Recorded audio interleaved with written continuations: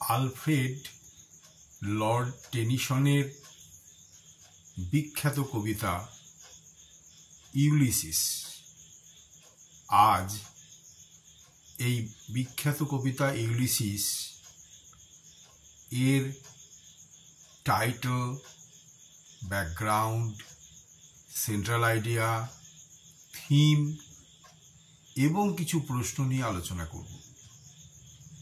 এই ইউলিসিস বর্ধমান বিশ্ববিদ্যালয়ে মাস্টার্সে paper 1-এ 3rd ইউনিটে পড়ানো হয়। সাধারণত কলেজে এবং বিশ্ববিদ্যালয়েই এটি পড়ানো হয়।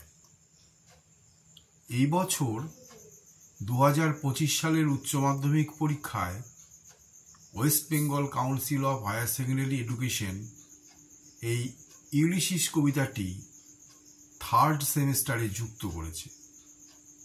তো ইউলিসিস সম্বন্ধে এই কবিতাটি আমি আলোচনা করছি। ইউলিসিস বিখ্যাত dramatic monologue. Alfred Lord Tennyson তিনি একজন ভিক্টোরিয়ান পোয়েট। ইংরেজি সাহিত্যকে অনেকগুলি যুগে ভাগ করা হয়। ভিক্টোরিয়ান এজ 1837 to 1901, 1837 থেকে 1901 সাল পর্যন্ত মহারানী ভিক্টোরিয়া ইংল্যান্ডের রানী ছিলেন।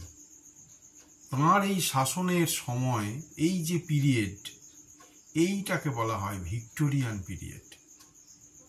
আলফ্রেড লর্ড টেনিসন তিনি ছিলেন একজন ভিক্টোরিয়ান কবি। তিনি 1809 সালে জন্মগ্রহণ করেছিলেন এবং 1892 সালে তার মৃত্যু।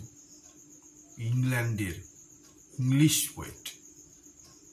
তিনি তার এই যে বিখ্যাত কবিতা ইউলিসিস এটি লিখেছিলেন 1833 সালে। 1842 সালে এটি প্রকাশিত হয়েছে। তো এই যে বিখ্যাত কবিতা, এটি একটি ড্রামাটিক মনোলগ। এটি ব্ল্যাঙ্ক ভার্সে লেখা হয়েছে, যেটি ইয়াম্বিক পেন্টামিটার।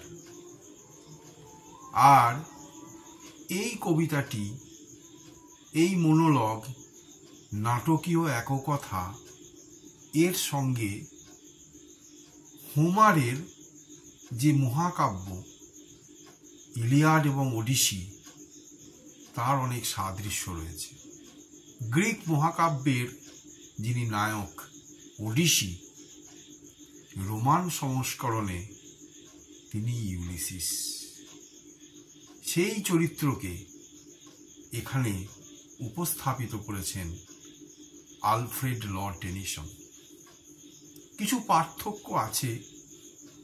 হোমারের ওডিসি যুদ্ধক্ষেত্র থেকে দেশে ফেরার জন্য আকুল, আর এখানে ইউলিসিস যুদ্ধের পর তার ইথাকার সাম্রাজ্যে প্রজাদের শাসন করতে করতে প্রৌঢ়ত্বের শেষ সীমায় পৌঁছেছেন, বার্ধক্যে উপনীত হয়েছেন। তার প্রৌঢ়া স্ত্রী পেনেলোপ, তার এই অবসরময় একঘেয়ে জীবন ভালো লাগছে না। তিনি চিরচঞ্চল, চিরযুবা, কর্মচঞ্চল, রোমাঞ্চকর অভিযানে তিনি এগিয়ে যেতে চান এবং সেই কামনা থেকেই এই কবিতা। তিনি চান তার ছেলে টেলেম্যাকাসের হাতে তার ইথাকার দায়িত্বভার অর্পণ করে সমুদ্র যাত্রা করতে। তার ছেলে যথেষ্ট ডিসেন্ট, নম্র, ভদ্র, সুশৃঙ্খল এবং রাজ্য শাসনে পারদর্শী।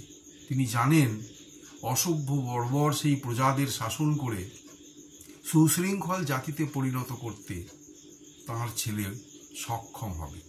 তাই তিনি আবার তার পুরনো সঙ্গীদের ওল্ড ম্যারিনার্স তাদেরকে নিয়ে সমুদ্র যাত্রা করতে চান এবং সমুদ্র যাত্রার মাধ্যমে অনেক রোমাঞ্চকর অভিজ্ঞতা, অনেক রোমাঞ্চকর দেশ বা জ্ঞান তিনি অর্জন করতে চান। তিনি ভ্রমণ পিপাসু, ইটার্নাল ট্রাভেলার। তিনি মনে করেন তার এই ভ্রমণ পথে তার মৃত্যুও হতে পারে। তিনি স্বপ্নের নায়ক, রোমান মহাকাব্যের, গ্রিক মহাকাব্যের যে অ্যাকিলিস, তাকে হয়তো মৃত্যুর পর তিনি দেখতে পাবেন। এই নিয়ে এই কবিতা, ড্রামাটিক মনোলগ ইউলিসিস। ইউলিসিস তার বার্ধক্যের সীমায় এসে পৌঁছেছেন।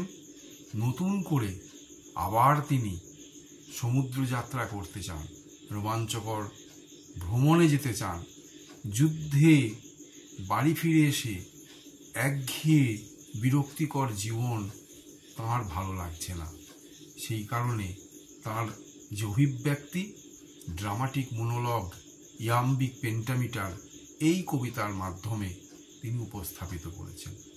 এখন এই কবিতায় কয়েকটি ছোট ছোট প্রশ্ন, যেগুলি উচ্চ মাধ্যমিকে শুধু 1 নম্বরের জন্য ওএমআর বেসড মাল্টিপল চয়েস টাইপের প্রশ্ন আমি আলোচনা করব এবং সেই কবিতার যে প্রশ্নগুলি তার উত্তরগুলি বলবো, তার মধ্যেও কবিতার সম্বন্ধে কিছু আলোকপাত করা যাবে।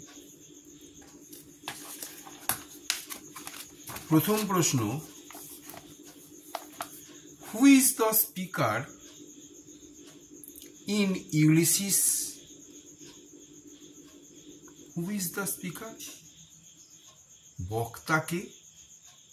ইউলিসিস। ইউলিসিস হচ্ছে বক্তা।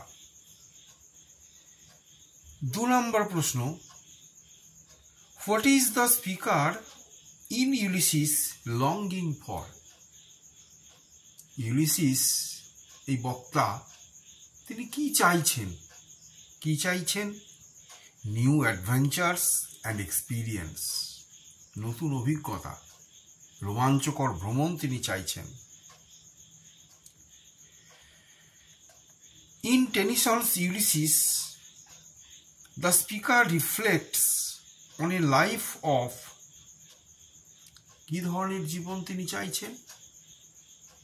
রেস্টলেস অ্যাডভেঞ্চার, এক ধরনের রোমাঞ্চকর বিরামহীন ভ্রমণ, বিরামহীন জীবন তিনি চাইছেন। The poem's title Ulysses refers to the Roman name for the Greek hero। আমি বলেছি কোন Greek hero? Achilles, Odysseus, hectare, Ajax. Odysseus.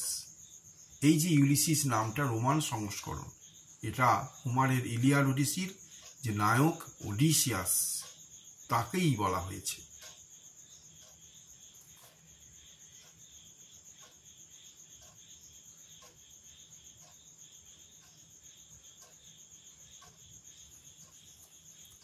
এই ধরনের আরও ছোট ছোট প্রশ্ন, বিভিন্ন ধরনের মাল্টিপল চয়েস বেস কোয়েশ্চেন আমি আবার পরের ভিডিওতে আলোচনা করব।